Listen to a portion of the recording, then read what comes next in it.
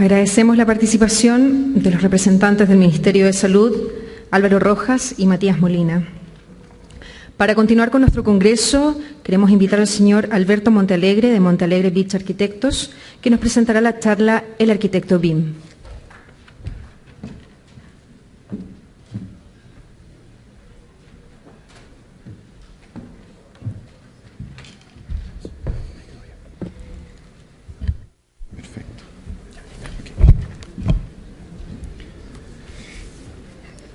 Buenos días.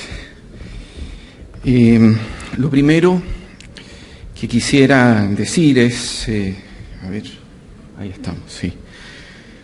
Explicar desde dónde hablo sobre este tema que tiene un nombre un poco rimbombante, esto del arquitecto BIM.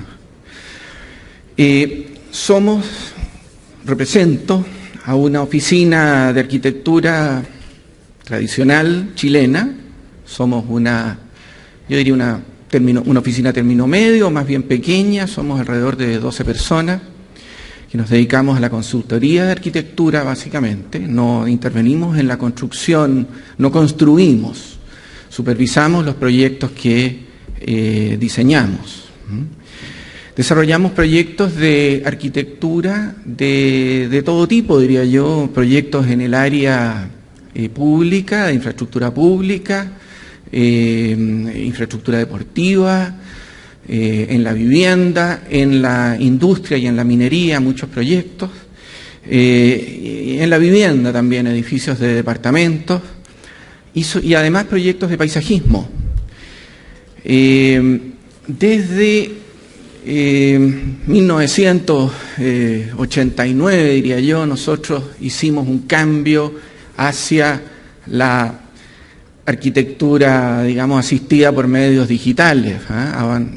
Empezamos a abandonar paulatinamente, con una cierta rapidez, los tableros de dibujo y entramos en la era digital, instalando en las mesas de dibujo computadoras, poco a poco modificando esas mesas de dibujo hasta que se convirtieron en escritorios especiales, digamos, para trabajar con computadores. Apareció el plotter, aparecieron todas estas herramientas modernas y en el año 2006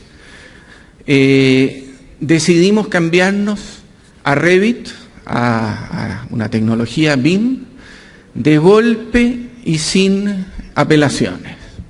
Se acabó para nosotros CAD y AutoCAD, casi, porque siempre necesitamos tenerlo ahí cerca, por compatibilidad de comunicación con el trabajo de nuestros colaboradores y con nuestros clientes. Pero desde esa fecha, marzo del año 2006, terminamos el proyecto, uno de los proyectos que ya estábamos haciendo en AutoCAD con elementos de Revit, y seguimos en adelante con todos los proyectos que siguieron con Revit, sin apelación. Quiero decir que somos usuarios completamente satisfechos y felices de esta decisión. Sentimos que su implementación ha sido un éxito para nosotros y de ninguna forma volveríamos atrás. Estamos convencidos y sentimos que hemos aprobado y que hemos confirmado, digamos, que hacemos mejor el trabajo de antes y que sus resultados son mejores. Y además disfrutamos mucho más del diseño. Yo creo que el caso de mi oficina, que es un caso pequeño, local y de escasas proyecciones como para poder aventurar una generalización, es sin embargo suficientemente autoconvincente para nosotros mismos, para mí en particular, para atreverme a testimoniar que vivimos o que hemos experimentado una suerte de revolución en nuestra historia profesional desde el punto de vista de nuestros procedimientos de trabajo. El título de esta conferencia, digamos, el arquitecto BIM, un enunciado un tanto molesto y panfletario, diría yo, una profesión y un tipo de herramienta en un enlace forzado, digamos. Más que un slogan, yo creo que esta expresión debería convertirse en una pregunta, digamos, en una pregunta, porque decir arquitecto BIM es expresar que de alguna forma se ha operado un cambio en la forma de ser de una profesión. Imagino que este Congreso tiene entre sus objetivos valorar y evaluar qué carácter tiene esa supuesta revolución, si ha concluido, si estamos llamados a participar o será inevitable incluirnos en ella, y de qué manera tiene sentido hablar de su influencia en la cultura técnica de la producción arquitectónica e ingenieril.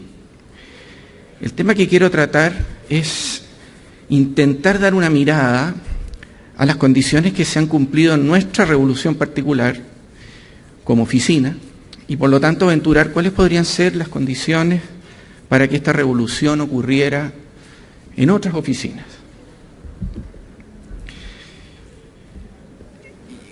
Por cultura técnica entiendo la incorporación en el estado del arte de una disciplina, de una serie de modos de hacer las cosas, de usar herramientas, de recursos materiales, para asegurar siempre y cada vez un resultado ojalá exitoso. Y decir, creo, un estado del arte para definir cultura técnica es casi una suerte de tautología, si recordamos que la palabra que usaban los griegos para referirse al arte era la palabra tekné. La afirmación entonces quedaría una cosa así como cultura técnica es la incorporación en el estado de la técnica de una disciplina, de una serie de modos de hacer las cosas, de usar herramientas, materiales, recursos para asegurar siempre y cada vez un resultado.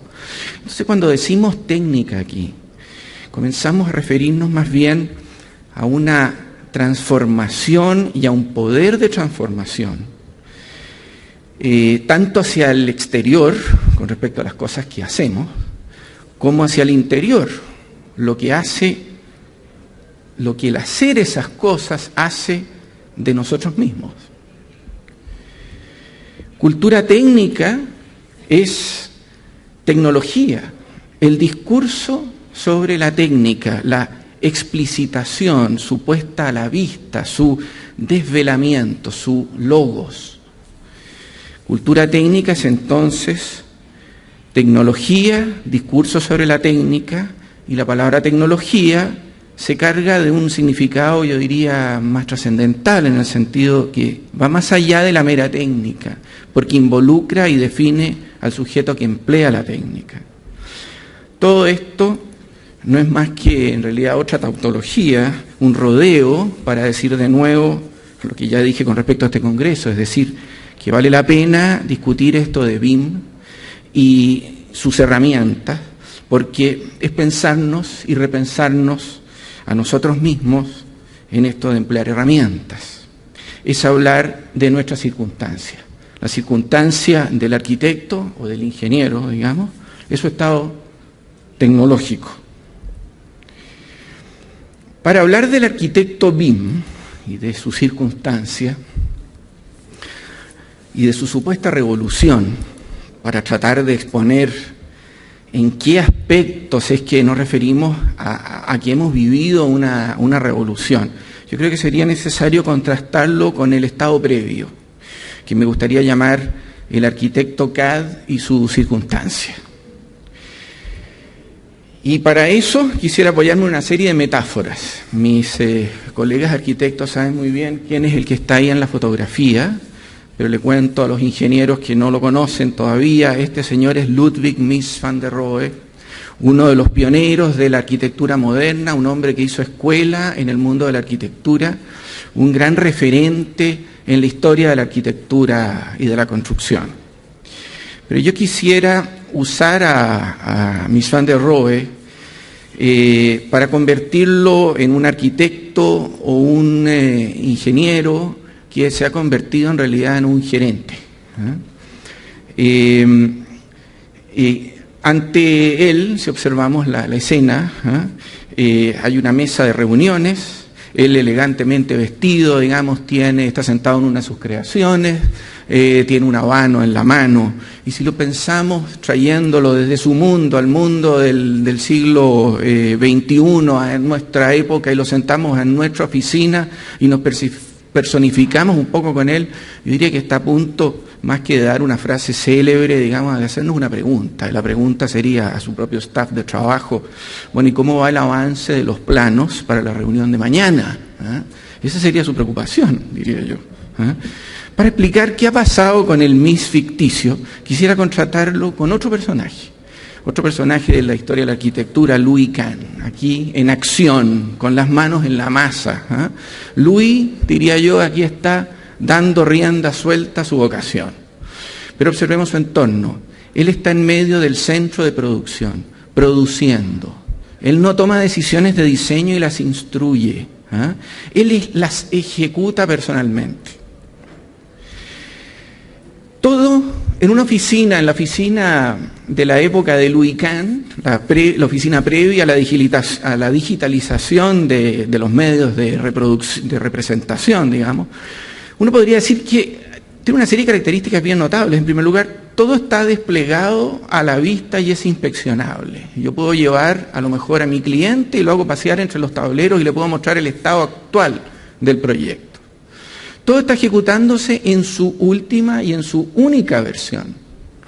La división del trabajo, además, entre los colaboradores, es entre colaboradores de destrezas parecidas, análogas. Todos son un poco Louis Kahn en esa oficina, digamos. En cambio, en la oficina moderna, la oficina que se ha digitalizado, la oficina del arquitecto, digamos, que trabaja en CAD, la cosa es al revés. La verdad, nada está desplegado o solo está parcialmente a la vista. Los planos están enrollados, digamos, acumulados en grupos de cosas, digamos. Hay sobre todo un caos, digamos. Hay un volumen total de trabajo, el volumen total del trabajo está escondido. No hay nada visible en su última versión. Y hay un exceso de versiones parciales y en desarrollo. Casi todo lo que está ahí a la vista no es la última versión, está obsoleto de alguna manera. Lo actual está en el computador. Lo actual está dentro de este objeto protagonista de la nueva oficina de arquitectura e ingeniería que es, podríamos decir, el PC. De alguna manera, al pobre Mies, al pobre Ludwig, le ha ocurrido que su oficina se le ha transformado en una suerte de caja de guantes. Ustedes ubican este artefacto que se usa en los laboratorios para mantenerse a una sana y segura distancia con respecto a lo que se manipula. Pero en el fondo aquí hay una suerte de máquina. La digitalización de la información para nosotros, esta metáfora, digamos, muestra esta intermediación que hay entre el proyecto propiamente tal y sus formas de representación y los recursos que tenemos para llegar hasta él. Y para dulcificar esta cosa, me gustaría recurrir a la metáfora esta del corderito y el arte del cordero dentro de una caja que presentaba Antoine de Saint-Exupéry en El Principito.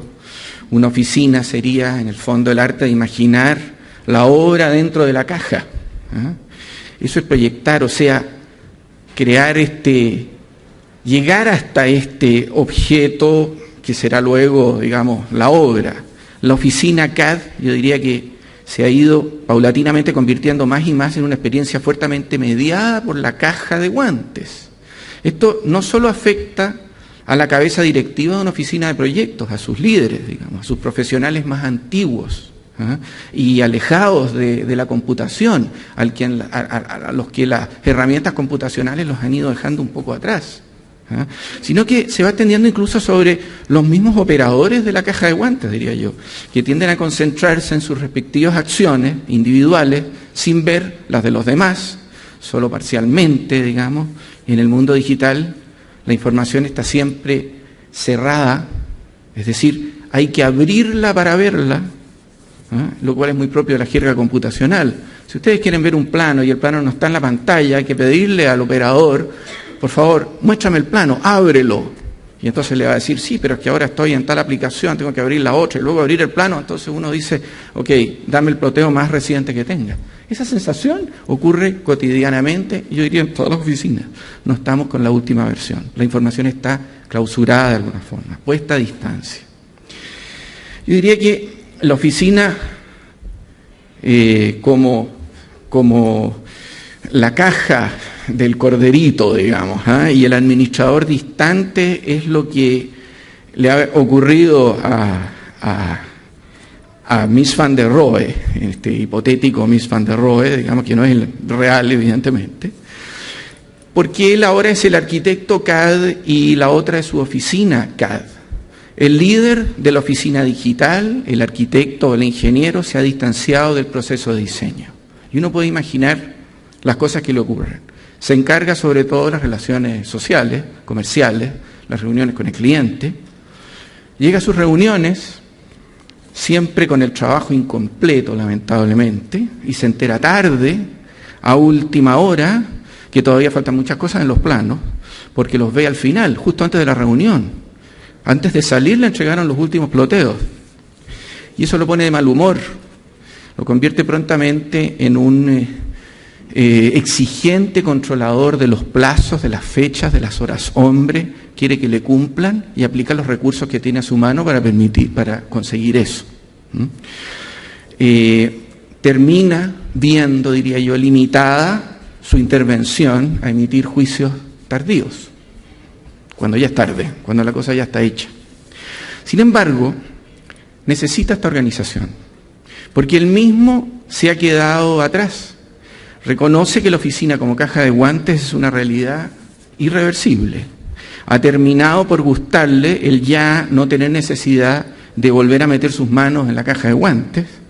Ha cambiado el lápiz por un habano y ha convertido su habano en un báculo, en un símbolo de jerarquía, en un símbolo de mando. Y en cuanto a su intervención, podríamos decir en la cadena productiva, ha hecho vida, quizás uno de sus propios lemas, menos es más. Si la caja de guantes produce el resultado final, no le importa mayormente cómo se llegó a ese resultado. Yo diría que Ludwig Mies van der Rohe mira de alguna forma con nostalgia a Louis y a esta hipotética o utópica relación con el proyecto. Y quisiera que de alguna forma la relación con el proyecto fuera la promesa que en alguna forma se inició en el mundo de la digitalización. Y creo yo que ahí, en este aspecto, es donde se ha producido, en cierta forma, la revolución, en este reenlace utópico con el proyecto. Pero, ¿qué pasa dentro de la caja?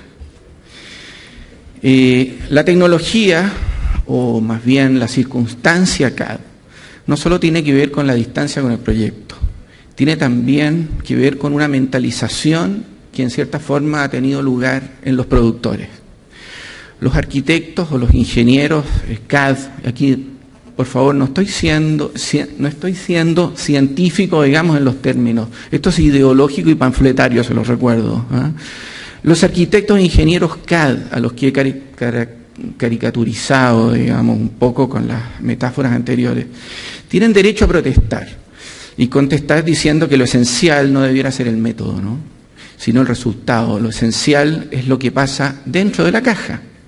Y los arquitectos replicarían: la creatividad no depende de las herramientas, es más bien el arte de emplearlas lo que cuenta. Los ingenieros dirán, tal vez, la calidad de la ingeniería se basa en la experiencia y en la correcta decisión, en tomar las correctas decisiones de diseño, no en lo que la herramienta haga mejor o peor en el momento de documentar esa decisión. En otras palabras, dirán, el proceso de diseño se fundamenta en la libertad y en la voluntad de los diseñadores. Pero esto de emplear una herramienta es una acción, algo que el sujeto no solo quiere hacer, sino que, sobre todo, algo de lo que debe ser capaz de hacer.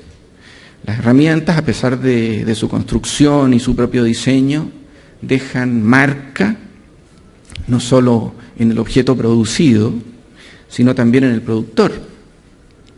Podríamos decir, endurecen sus manos, encallecen sus dedos, desarrollan sus músculos, deforman un poco y desgastan su cuerpo. Y eso es válido para el artesano, es válido para el campesino, el carpintero, el tenista, el violinista. Creo que no podría negarse entonces que el empleo de una herramienta tiene influencia. He perdido el mouse aquí. Disculpen. Yo creo que no se puede negar que el empleo de una herramienta tiene una influencia, digamos, en los productos, pero tiene, digamos, alguna relevancia decisiva, digamos, la herramienta. Hay una arquitectura, podríamos decir, propiamente CAD, hay una creatividad que podríamos decir que dependió exclusivamente de la herramienta. Yo quisiera decir con total énfasis que la respuesta es ninguna.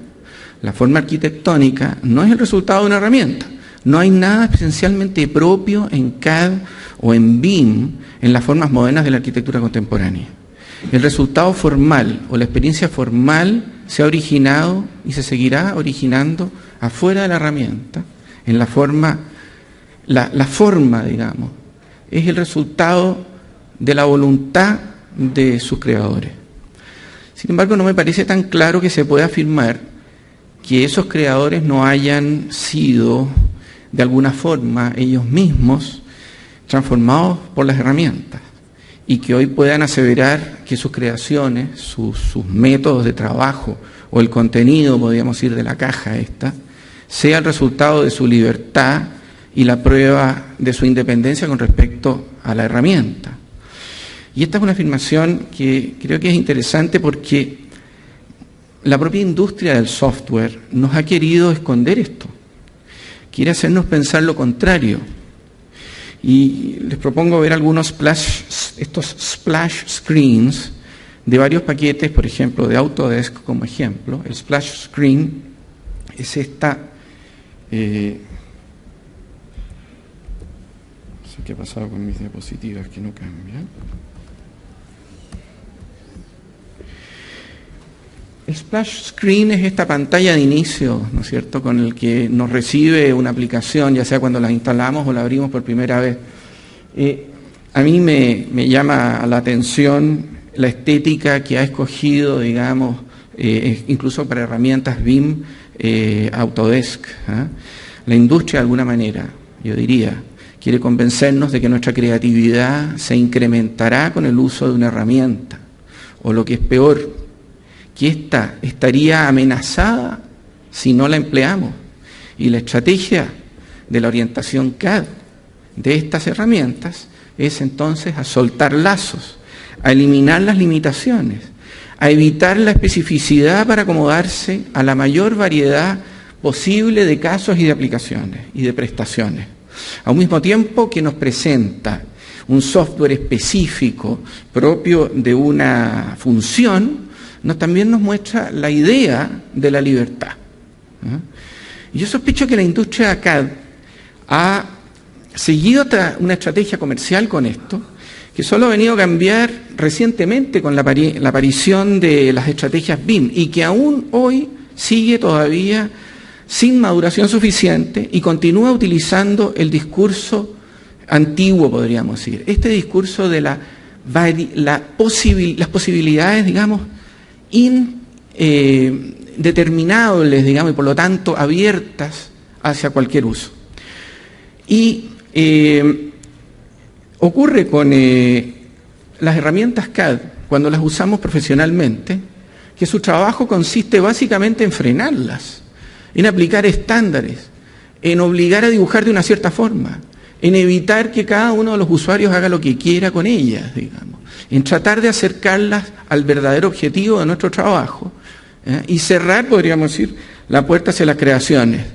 Las formas generales, complejas, estas formas de doble curvatura, estas creaciones, podríamos decir, de un interés plástico sensacional, son muy bonitas, son muy atractivas, muestran las posibilidades que tiene una herramienta, pero están lejos de nuestras necesidades urgentes. Y en cambio han creado un tipo de operador, un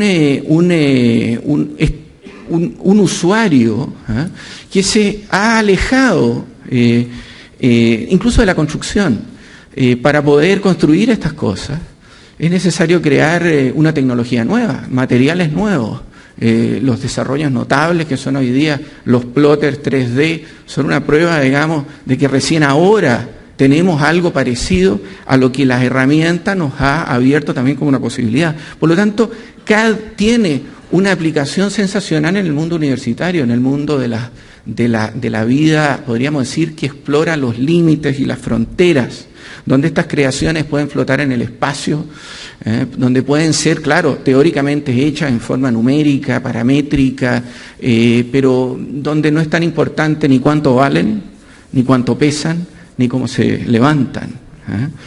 Y en cambio ha creado una sensación en el arquitecto y en el ingeniero moderno de que está usando una herramienta que le queda completamente grande, que apenas él, porque este mito se ha instalado y creo que lo comparten todos los que tienen una experiencia con CAD, con AutoCAD, por ejemplo, una aplicación sensacional, pero de la cual nosotros sentimos que siempre estamos usando apenas un porcentaje mínimo, que hay muchas más posibilidades que están ahí y que hay que tratar de también controlar.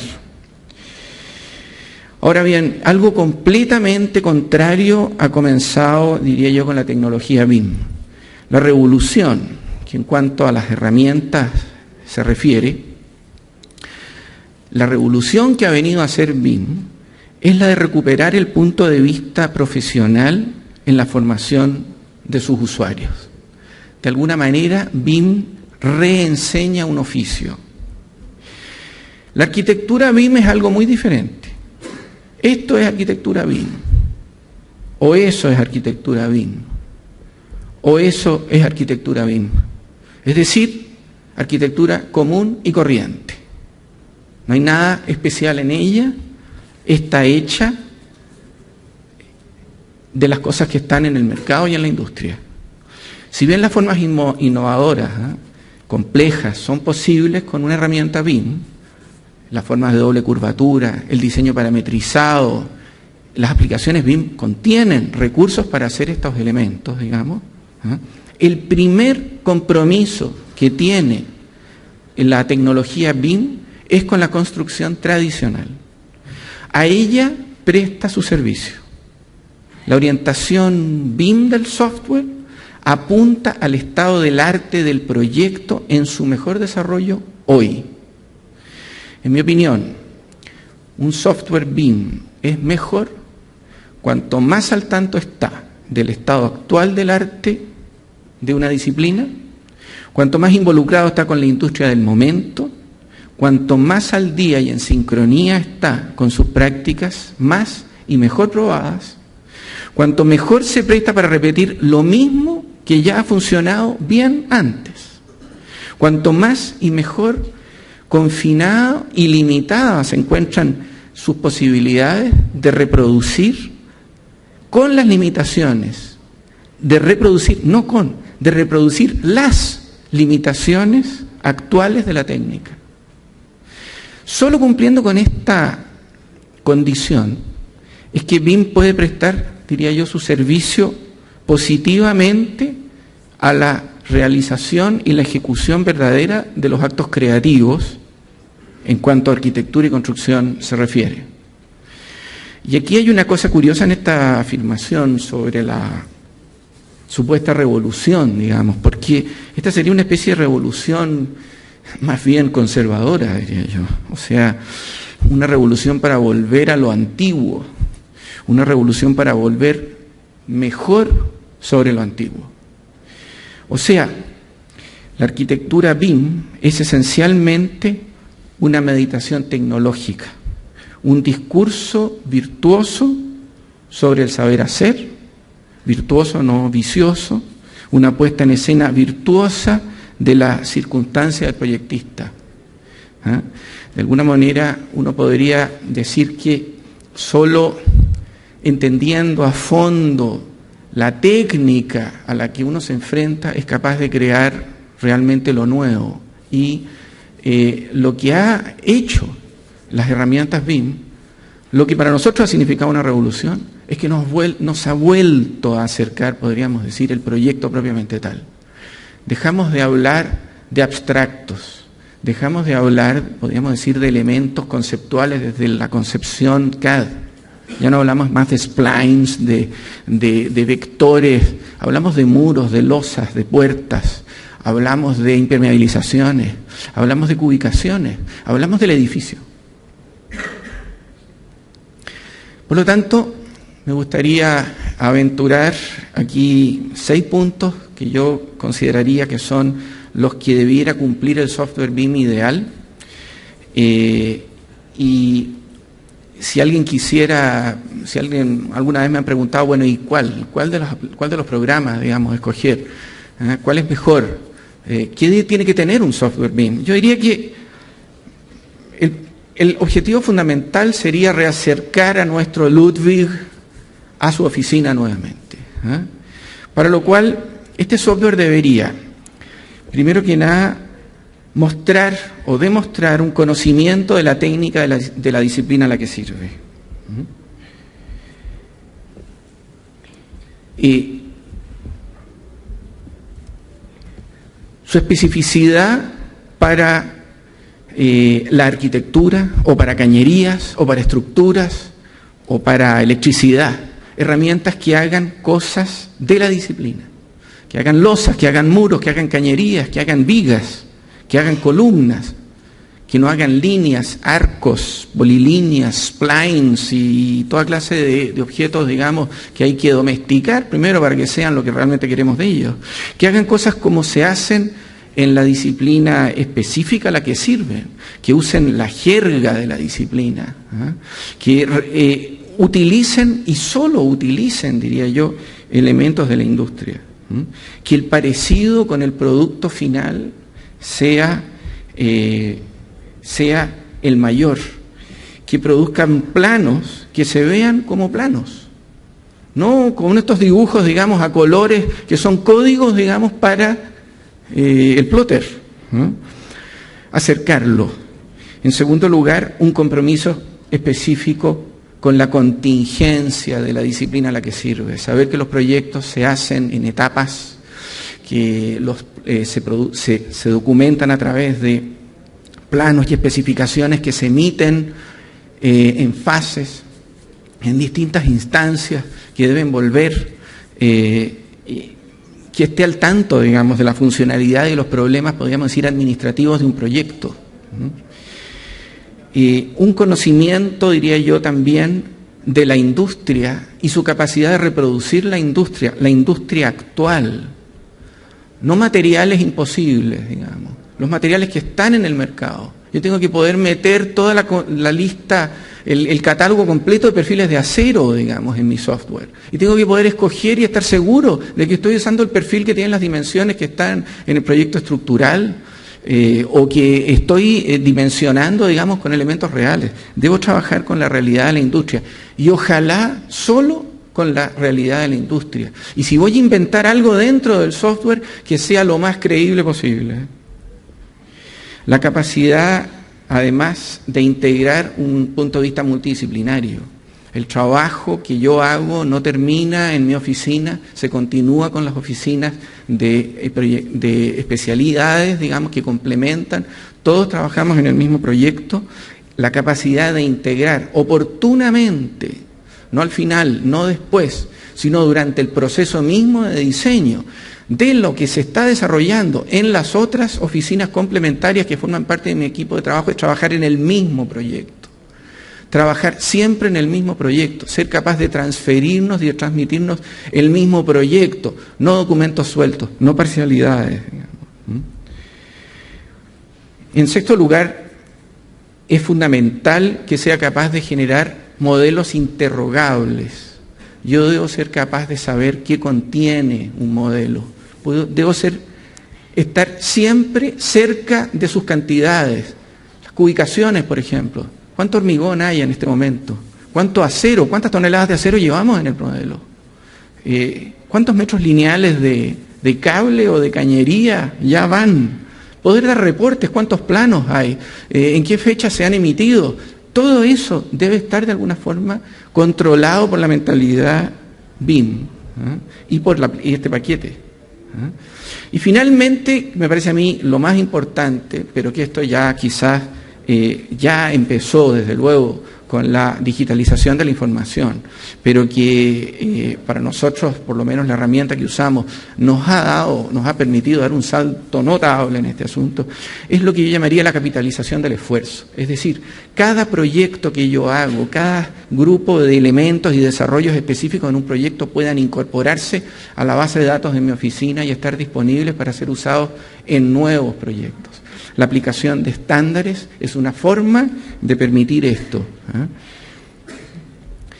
Y finalmente, ya se me acaba el tiempo, quisiera plantear 4 objetivos que debiera cumplir la oficina BIM si quiere que sea exitoso su desempeño en la incorporación íntima, podríamos decir, de esta nueva mentalidad. Esto podríamos decir es lo que debiera hacer nuestro Ludwig Mies van der Rohe si se sentara al teclado o al mouse, no sé cómo llamarlo, frente a la pantalla.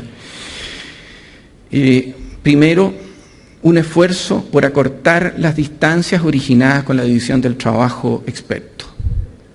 Dejar de ver el mundo CAD, y esa es una cosa que por primera vez se le ofrece, creo yo, una herramienta como BIM.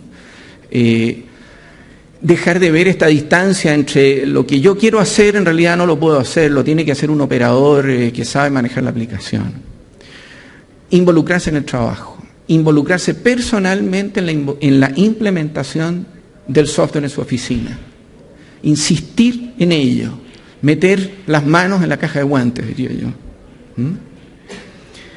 En segundo lugar, alentar el esfuerzo por la capitalización del esfuerzo.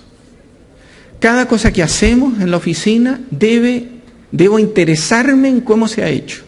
Debo interesarme en cómo se ha hecho con tal de que yo mismo pueda decir que lo hemos hecho y exigir que se reutilice en el próximo paso, en el próximo proyecto.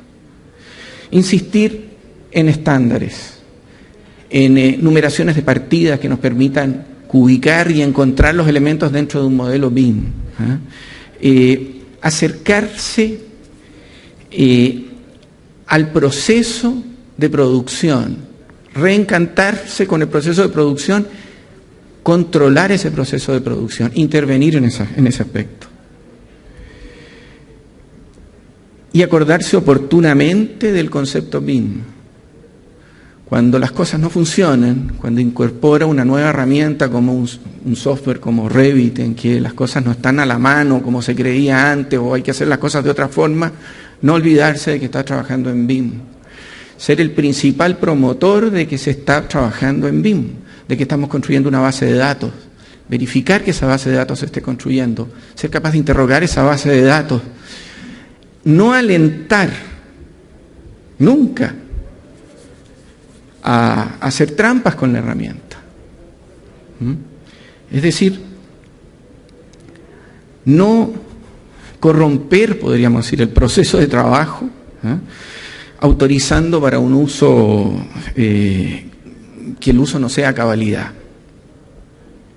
Y en cuarto lugar, cultivar una visión de conjunto unidisciplinaria en primer lugar y multidisciplinaria. Unidisciplinaria porque ya no existe, hay que tratar de evitar, podríamos decir, esa subdivisión del trabajo natural que ocurre a través de la, ¿cómo diría yo?, la seducción o la hipnosis que cada pantalla produce sobre cada uno de los miembros del equipo de trabajo, digamos. Hay que tomar conciencia sobre el trabajo en conjunto. Una cosa muy notable que tiene el trabajo con la tecnología BIM es que todos trabajamos sobre un mismo modelo, todos estamos palpando y viendo lo que el otro hace. Pronto la acción de uno se va a reflejar rápidamente en mi visión del modelo, podríamos decir, ¿eh? Todos dentro de esta caja de guantes metemos las manos al mismo tiempo y tocamos el mismo corderito, digamos, ¿eh? Por lo tanto, ese concepto, esa visión debe ser transmitida no solo a los operadores, sino también a los que dirigen la oficina, hablando un lenguaje común, hablando un lenguaje, ahora el lenguaje de la construcción propiamente tal, y abandonando, podríamos decir, la jerga abstracta del CAD, y alentar al trabajo multidisciplinario. No llega los planos estructurales o el modelo estructural idealmente no deben llegar tarde a incorporarse al nuestro. Nosotros como arquitectos, digamos, y lo mismo es válido para las distintas disciplinas de arquitectura, el ingeniero eléctrico, el ingeniero estructural, el ingeniero sanitario, en cañerías, el mecánico, trabajamos en el mismo proyecto. Estamos haciendo lo mismo. Si el ingeniero estructural ha tomado una decisión y nos ha cambiado una columna, el cambio de esa columna nos repercute a todos. Es algo que podemos ver a tiempo gracias a la herramienta, ¿eh? Pero es algo de lo que debemos estar mentalizados para absorber a tiempo. Es decir, la visión multidisciplinaria, yo diría que es, desde un punto de vista quizá educativo, en el ámbito del oficio, uno de los rendimientos más interesantes que tiene esta nueva tecnología y estas características que podría tener esto del arquitecto BIM. Muchas gracias.